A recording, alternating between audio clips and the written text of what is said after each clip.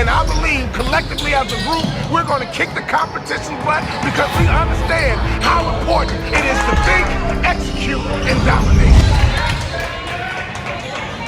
Suck it up! All right, suck it up! Get tough. People don't have success. People don't make a lot of money, but they want it to be easy without any challenge.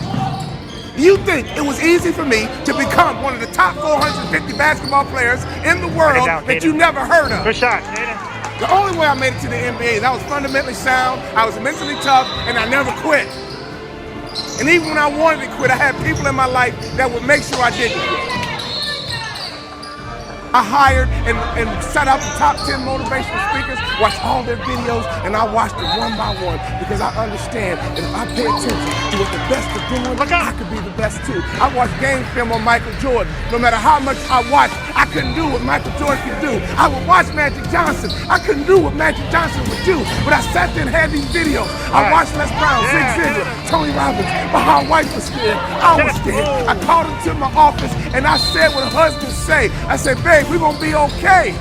And one. Yeah. Every month the checking account was dripping. I said, babe, we're gonna be okay. Let's start a motivational speaker.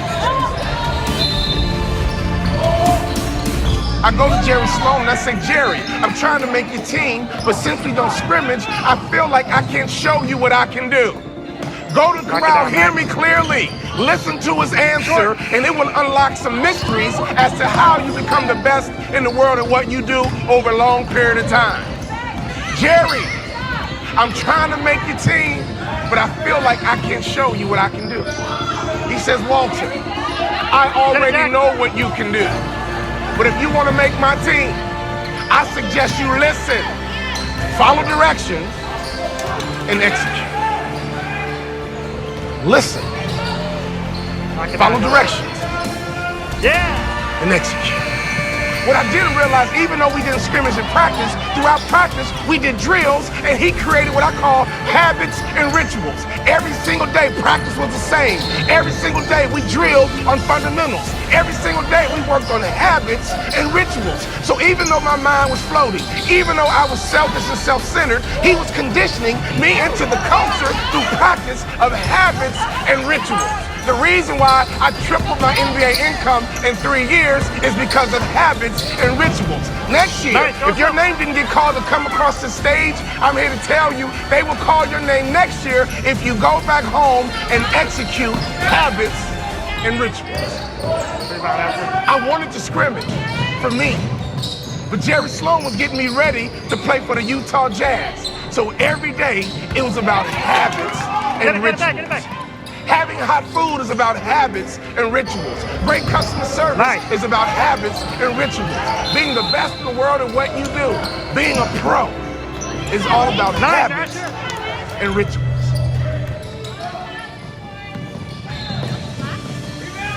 Let me tell you something. I learned a very valuable lesson when I played for the Utah Jazz. I had a point guard on my team who's arguably the best point guard in the history of the NBA. His name is John Stockton. John Stockton would go to a chiropractor 4 times a day on game day. You know what I said to myself? I'm not doing that. It doesn't take all that. John Stockton played 19 years in the NBA. I played 3. Good shot, Joseph. You would have thought I'd have been smart enough to watch a Hall of Famer and just shut my mouth, hop in the car, and go with them. No! My mind said, yeah, it doesn't take all that. And I would tease him. Man, John Stockton, you OCD or something? Why are you going to a chiropractor 4 times a day? He swore by his chiropractor. That man played point guard in the NBA until he was 40 years old. And he didn't retire because he got slow. He retired because he refused to wear baggy shorts. He loved his Daisy Dukes. Every day on game day, that man would go to a chiropractor 4 times a day. And in my immature basketball mind, I would say, it doesn't take all that. I don't need to do all that. I'm an award-winning motivational speaker because now I pay attention to details. Another peak performance truth. Peak performers are detail-oriented.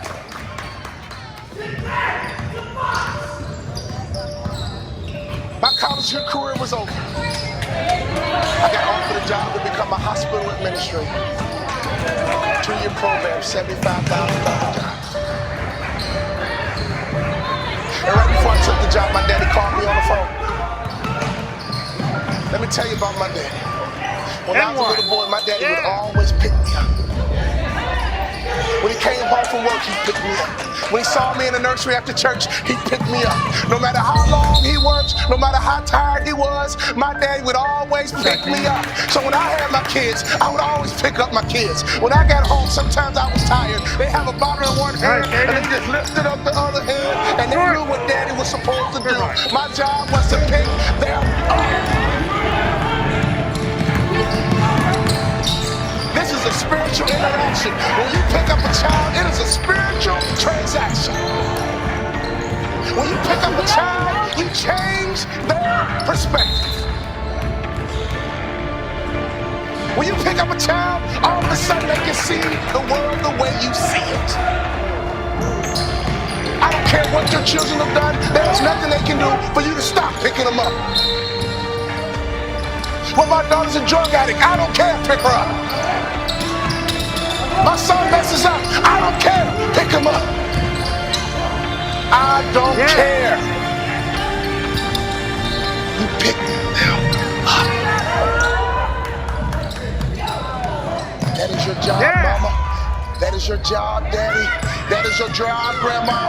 That is your job, granddad. Your number one job is to pick them up and change their perspective.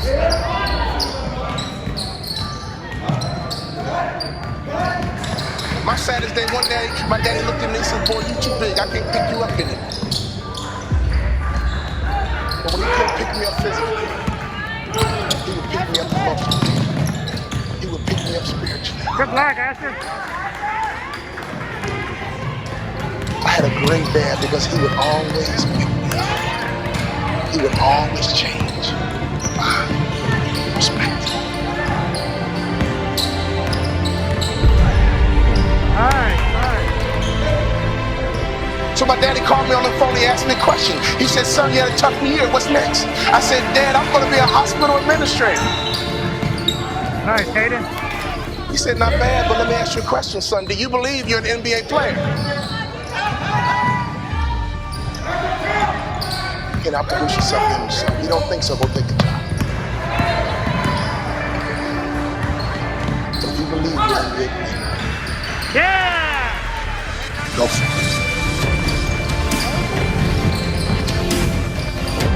My dad had the self-control and discipline and waited for my answer. And my answer was yes. You're right, Dad. I can't work the rest of my life. But playing in the NBA is a dream I've had ever since I was a little boy. He said, go for it, son. I limped back into my coach's office with a cast in my foot. Tears in my eyes. I said, Coach, what do I need to do to play in the NBA? He said, do two things you can play in the NBA. Lose 20 pounds and shoot a three-point shot with range, you can play in the NBA. If you lose 20 pounds and shoot a three-point shot with range, you can play in the NBA. I lost 20 pounds, and every day I would shoot 500 shots a day, every single day. I got invited to training camp with the Dallas Mavericks, and not only did I make the team, I became the first ever undrafted rookie free agent in the history of the Dallas Mavericks to start opening night. Could you imagine what was going through my mind? I had not started a basketball game since high school. I got to the arena, they dimmed the lights, and they put the spotlight right on me. Right through the spotlight, I saw my mom, my dad, and all my brothers and sisters. Then I saw my dad. He pumped my fist. He pumped his fist. Follow your passion first. When I retired from the game, I sat there asking kind of all the wrong questions. What's the biggest industry I can get into? It's all the wrong stuff. And you got to sit there and ask yourself, okay, what am I truly passionate about? What do I enjoy doing? And when you feel that way, honestly, you feel like you've never worked a day in your life. It's the most fun thing in the world. You get up in the morning excited about what you're doing. And you got to be really honest with yourself about it.